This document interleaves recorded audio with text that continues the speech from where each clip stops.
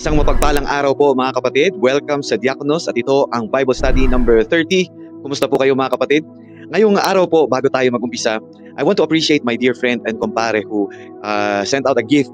He said, pare, para may mapamalit ka sa luma mong jacket na sinusuot. Actually, bigay niya to. Ito po. Ito po. So, Diakonos po is a non-profit ministry. And we do not ask for any financial help or any gift po. And we are dedicated to sharing the gospel of salvation found in Jesus Christ. We highly encourage you to support your local church as your involvement and contribution are very essential sa nurturing ng isang body of Christ sa inyong community. Having said that, pare, maraming salamat. God bless you and I really appreciate it. In today's topic po, how to overcome shame. Kung wala kang lakad, wala din ako lakad. Tara, pag-usapan natin to. Alam niyo po, nung ako'y bagong believer, isa sa mga binabattle ko sa sarili, ang shame. Shame sa nagawa ko in the past, and also shame on what people might say against me. Shame actually minsan hinders many na tuluyang ibigay ang buhay niya sa Panginoon sa takot na mahusgahan ng lipunan dahil sa mga nakaraan natin. I totally understand that feeling. As I said, I too went through that. Mga kapatid, my encouragement to you are the words of Jesus Christ Himself. Ang sabi ni Jesus, "And do not fear those who kill the body but cannot kill the soul. Rather fear who can destroy both soul and body in hell." At ang sabi niya pa, "But even the hairs of your head are all numbered." He is telling here that He knows you and your situation and that He values you. Alam niya ang pinagdadaanan mo, kapatid. And then sinabi niya ito, "So everyone who acknowledges me before men, I also will acknowledge before my Father who is in heaven.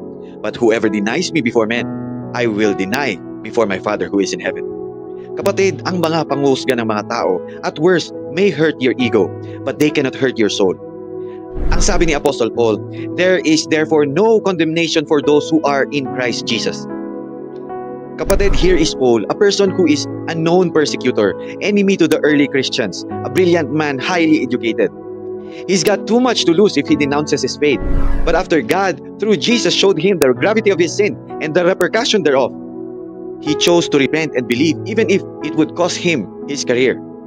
Ang sabi niya, "Hindi ko ikinakahiya ang magandang balita sapagkat ito ang kapangyarihan ng Diyos para sa kaligtasan ng bawat sumasampalataya." Kapatid, God's power of salvation to those who believe is in the gospel. If there is something in life na pwede ka maging proud, is that you have a God who died for you kahit hindi ka deserving. That is more than enough to take the shame of your past and use your past as a testimony to tell the world of how good is God sa buhay natin, mga kapatid.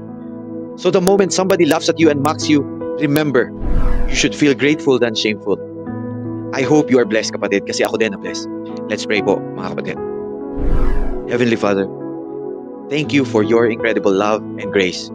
Help us to overcome shame by fixing our eyes on Jesus and believing in your forgiveness and restoration. Renew our minds, O God, with your truth and empower us to live in the freedom you have given us. In Jesus' mighty name we ask. Amen. Kapatid, make your choice today. Ang pagpunta sa impyerno ay hindi aksidente. It's always a choice. You have the power to choose your eternal destiny.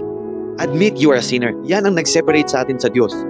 Choose to believe in Jesus Christ's life, His death and resurrection. Accept His gift of salvation today. Secure your place in eternity with God. The choice is yours.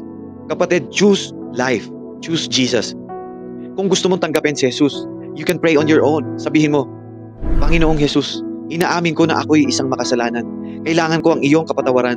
Naniniwala ako na ikaw ay namatay para sa aking mga kasalanan at muling nabuhay. Binubuksan ko ang aking puso at tinatanggap kita bilang aking Panginoon at tagapagligtas. Tulungan mo akong mamuhay para sa iyo mula ngayon. Salamat po sa kaligtasan. In Jesus' name we pray." Kung ginawa mo ang prayer na yon, ikaw ay isang bagong nilalang na. Iwanan mo na ang dati mong pamumuhay. Maghanap ka ng local Bible-believing church at magpa-disciple para mas makilala mo ang salita ng Diyos. Kasi sabi ng Bible, ang pananampalataya ay dumarating sa pakikinig ng salita ng Diyos. As always, hindi namin hangad ang validation ng mundo.